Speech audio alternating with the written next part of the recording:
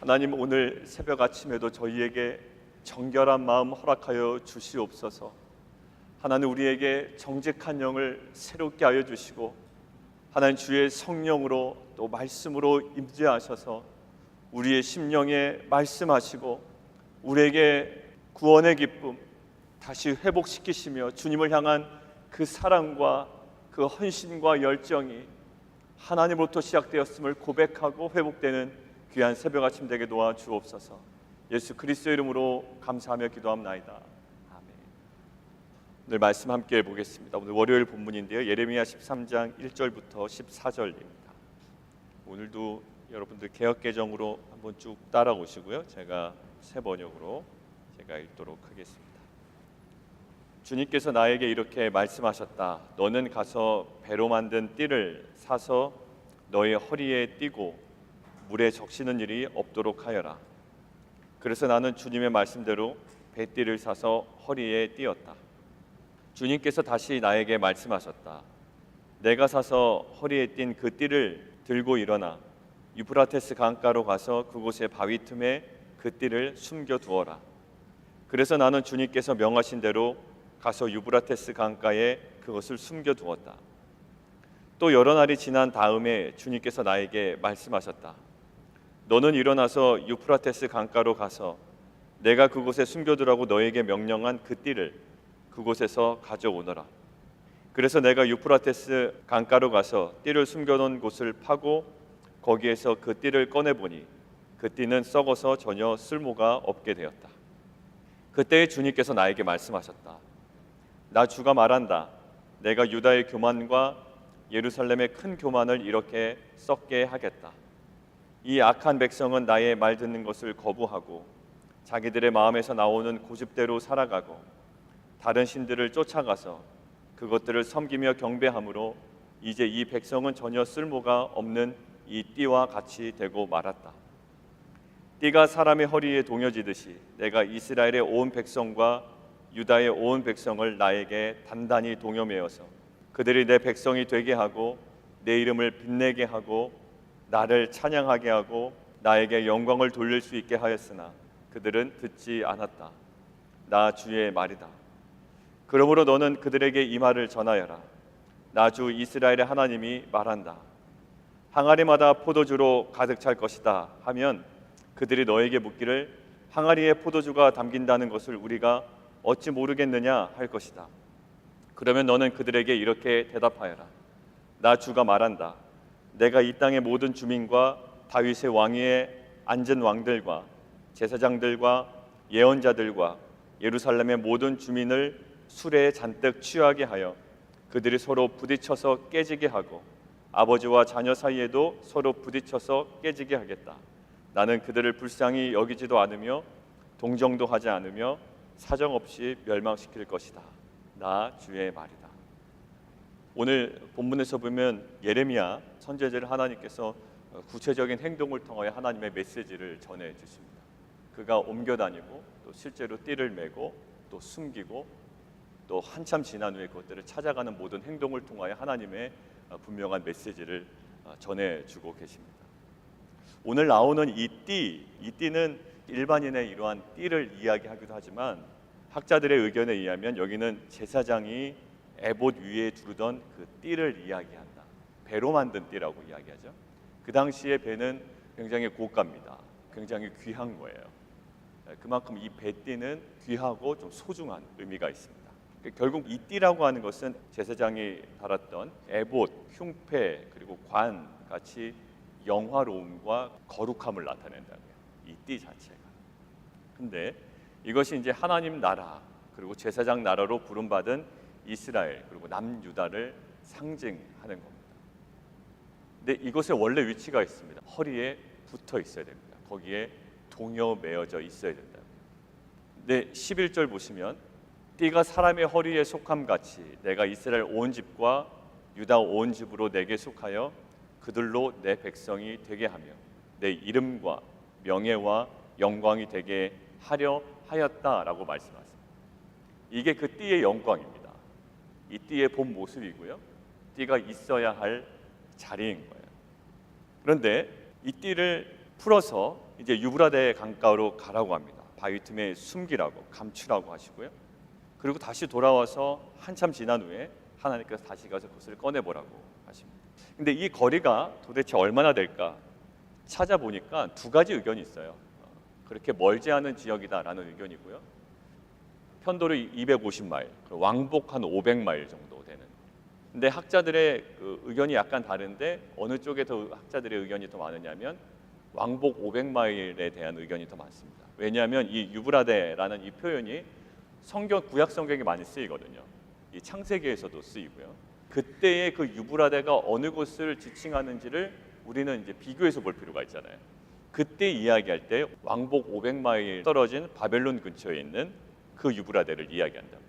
구약의 다른 성경이 그 지점을 이야기하고 있기 때문에 오늘 이 본문에서 유브라데도 그 지점을 이야기하고 있다. 그러면 여러분들 예레미야가 250마일을 갔다가 다시 돌아온 거예요. 그리고 다시 또 그 띠를 찾으러 가기 위하여 또 250마일을 또 갔다가 돌아와야 됩니다. 굉장히 긴 시간을 가야 되는 거예요.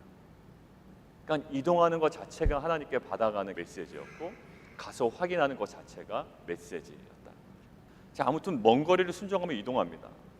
근데 그 긴 시간 동안 갔다가 숨겨두고 와서 시간이 지난 후에 다시 가서 확인하는 그 시간 동안 그 띠는, 그 영광스러운 그 띠는, 굉장히 귀하고 소중한 그 띠는 습기와 진흙에 의해서 썩어지게 됩니다. 7절 한번 읽어볼까요? 7절이요. 시작. 내가 유브라데로 가서 그 감추었던 곳을 파고 띠를 가져오니 띠가 썩어서 쓸 수 없게 되었더라. 예, 그때 하나님께서 말씀하십니다. 그때 8절 같이 한번 읽습니다. 시작. 여호와의 말씀이 내게 임하니라. 이르시되 여호와께서 이와 같이 말씀하시니라. 내가 유다의 교만과 예루살렘의 큰 교만을 이같이 썩게 하리라. 여기서 교만이라고 나오잖아요. 히브리어로 게온이라고 합니다. 게온. 게온이라는 것은 1차적으로 이런 의미예요. 우리가 개역 개정에 번역한 것처럼 교만이라는 1차적인 의미가 있고요. 두 번째는 탁월함이에요. 탁월함, 힘, 그리고 영광을 이야기합니다. 하나님께서 예루살렘과 유다의 그 교만과 그들의 그 탁월함, 그들의 영광을 결국 어떻게 하겠다? 예, 썩게 하겠다. 그들의 힘이 뭐였을까요? 그들의 힘은 오직 하나님 한 분이었어야 돼요. 그들의 힘과 그들의 탁월함의 근원은 오직 하나님 한 분이었다고요. 이스라엘 민족이 400년 동안 애굽의 노예로 있으면서 그들에게 자랑할 것은 아무것도 없었습니다. 그저 벽돌 굽는 노예일 뿐이었어요. 일꾼이었다고요. 근데 하나님께서 그 미약한 이스라엘 민족을 출애굽시키셨습니다. 그 모든 과정을 보고 사람들이 뭐라고 그랬죠? 상천하지에 하나님이 너희를 구원하셨다. 너희를 인도하셨다. 라합의 고백이었다고요. 우리가 벌벌 떨었다는 거예요. 400년 동안 애굽의 노예로 있었던 이스라엘 민족이 어찌 많은 사람들의 두려움의 대상이 될 수 있겠습니까? 그들의 힘이 아니었다고요. 오히려 그들은 굉장히 연약했어요. 그들은 부족했어요. 그런데 그 부족함 속에 하나님 말씀에 순종해 나가는 걸음걸음 그 자체가 뭐였냐면 그들의 영광이 되었다고요. 하나님이 그들의 힘이 되었다고요. 하나님이 그들의 명예가 되었다고요. 그런데 어느 날 어느 순간에 그들의 힘이 되어야 할 그 하나님의 자리에 그들의 자아와 스스로 판 웅덩이와 자기 만들어야 할 그 지혜와 그 전략들로 가득 차게 되었다. 자, 그래서 이 교만, 그들의 힘과 영광과 그 탁월함, 눈에 보이는 가시적이고 가장 현실적으로 보였던 그것들을 하나님께서 썩게 하시겠다. 결국 이들의 그 교만의 본질이 나옵니다. 10절 함께 읽겠습니다. 10절 시작. 이 악한 백성이 내 말 듣기를 거절하고 그 마음에 완악한 대로 행하며 다른 신들을 따라 그를 섬기며 그에게 절하니 그들이 이 띠가 쓸 수 없음 같이 되었더라. 예, 거기 거절이라는 나오죠. 백성들이 하나님을 거절합니다. 하나님을 거절하는 것, 그것이 그들의 힘이 될 것이라고 생각했고 그들의 탁월함이라고 생각했어요. 많이 믿지 않는 사람들 그럽니다. 세상에 자랑할 것이 없으니 교회에 가서 눈물을 흘리며 기도한다고 생각을 하는 사람들도 있습니다. 세상에 가진 것도 없으니 거기 가서 기도라도 해야지, 이렇게 생각하는 사람들이 있다. 그래서 그들은 무엇을 자랑할까요? 그들의 세상적 힘을 자랑합니다. 그 다음에 그 지혜를 자랑하고요. 그들이 갖고 있는 인프라를 자랑하죠. 마찬가지예요. 하나님을 거절하는 것, 신앙을 의지하지 않는 것, 스스로 독립하는 것, 이것이 그들의 힘이 될 것이라고 생각합니다. 그것이 교만이라는 거예요. 스스로 엉덩이를 파는 것. 생수의 근원 되시는 하나님을 거절하고 떠나는 것. 근데 원래 하나님의 계획은 무엇이었을까요? 11절 제가 다시 세 번역으로 읽습니다. 원래 하나님의 계획은 이랬습니다. 띠가 사람의 허리에 동여지듯이 내가 이스라엘의 온 백성과 유다의 온 백성을 나에게 단단히 동여매어서 그들이 내 백성이 되게 하고 내 이름을 빛내게 하고 나를 찬양하게 하고 나에게 영광을 돌릴 수 있게 하였으나 그들은 듣지 않았다. 하나님의 계획이었습니다. 근데 결국 그 지점을 떠납니다. 허리에 단단히 동여매어져 있어야 할 이 띠가 어느덧 너무나도 멀리, 너무나도 오래 어느 구석에 숨겨져 있었던 거예요. 내 본인의 위치가 그 구석에 아주 초라한 곳에, 습기가 있는 곳에, 눅눅한 곳에, 썩어질 곳에 디디고 있었음에도 불구하고 그들은 그것을 무엇이라고 생각했다고요? 그들의 힘이라고 생각했다고요. 그들의 탁월함이라고 생각했다고요. 우리 공동체도 그것이 우리 가운데 혹 우리가 딛고 있는 그 지점이 진흙더미고 습기가 있고 눅눅한 것임에도 불구하고 그것을 우리의 탁월함이라고 생각하고 우리의 힘이라고 생각하고 우리의 영예라고 생각했던 그 지점이 있다면 거기서 떠나 다시금 그 주인의 허리에 단단히 동여매어지는 귀한 공동체가 되기를 원합니다. 그리고 두 번째 이제 하나의 또 상징이 있는데요. 12절이에요. 근데 12절 한번 읽어보실래요? 개역개정으로요. 함께 읽겠습니다. 시작. 그러므로 너는 이 말로 그들에게 이르기를 이스라엘의 하나님 여호와의 말씀에 모든 가축 부대가 포도주로 차리라 하셨다 하라. 그리하면 그들이 내게 이르기를 모든 가축 부대가 포도주로 찰 줄을 우리가 어찌 알지 못하리요 하리니. 뻔한 사실을 이야기하는 거거든요. 이렇게 이야기하면 아이 누가 그거 모르냐라는 대답이 나올 거란 얘기예요. 근데 하나님이 그러한 대답을 가지고 있고 그러한 생각을 가지고 있고 그러한 대답을 할 수 있는 이 상황을 일부러 만들어내시는 거죠. 이런 거죠. 야 많이 먹으면 배부르다라는 거예요. 아, 그 누가 모르냐? 많이 먹으면 배부르지라고 하는 거예요. 근데 이제 그 메시지를 가지고 전하는 거예요. 살찐다, 건강이 안 좋아진다, 뭐 이렇게 얘기하는 거예요. 그러니까 당연한 메시지를 가지고 하나님의 그 또 다른 메시지를 전달하고자 하시는 거죠. 어느 학자가 이제 12절과 이제 13절 이렇게 이제 한번 번역을 새로 해본 거예요. 이 의미를 가지고 너희들은 이 말을 문자 그대로 해석해야 한다고 주장하고 있으나 이제 12절의 말씀이죠. 이것은 상징적인 말이다. 너희들과 너희들의 왕 그리고 제사장들과 선지자들은 이들 병들로 대표되고 있다. 그리고 포도주는 너희들에게 내리시는 하나님의 분노이다. 이 병들의 포도주가 채워지는 거 당연한 거 아니냐라고 이야기하지만 이것은 다른 의미가 있다. 이런 의미다라는 거예요.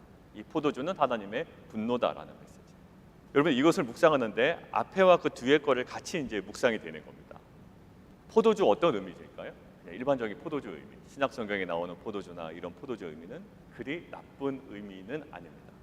가나안의 혼인 잔치에서 이 포도주가 떨어진다라는 것은 잔치의 흥을 깨는 거예요. 그래서 아주 귀한 포도주를 예수님께서 물을 통하여 만들어내십니다.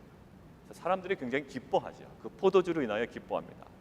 포도주 자체는 선이나 악의 그 상징이 아니에요. 그리고 띠 이야기하면 이 띠는 부정적인 의미가 아닙니다. 오히려 굉장히 긍정적인 이미지고요. 명예고 또 영화로움이에요. 그 영광스러움이라고 거룩함을 상징한다고.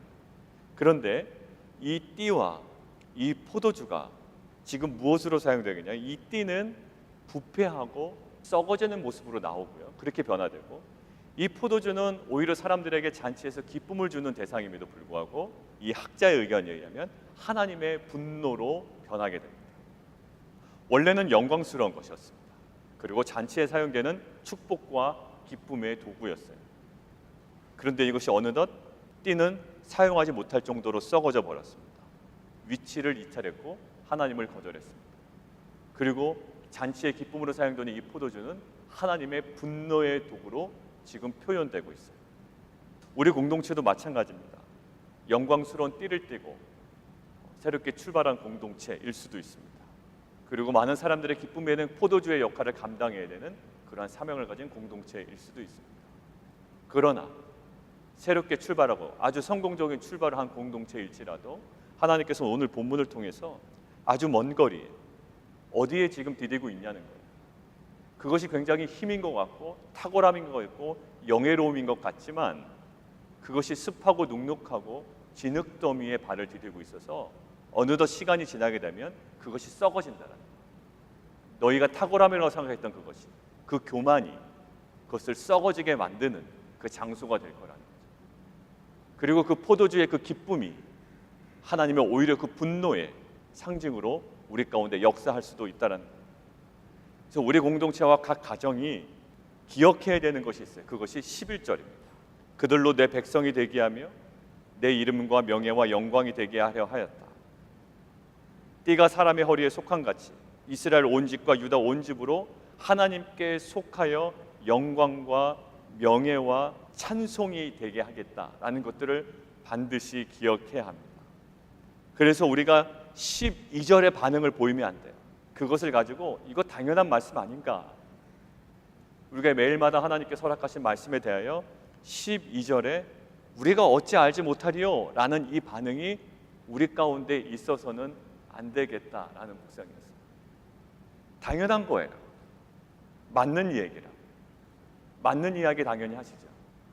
그러나 12절의 이 반응은 굉장히 지혜롭지 않은 자의 반응인 것처럼 보입니다.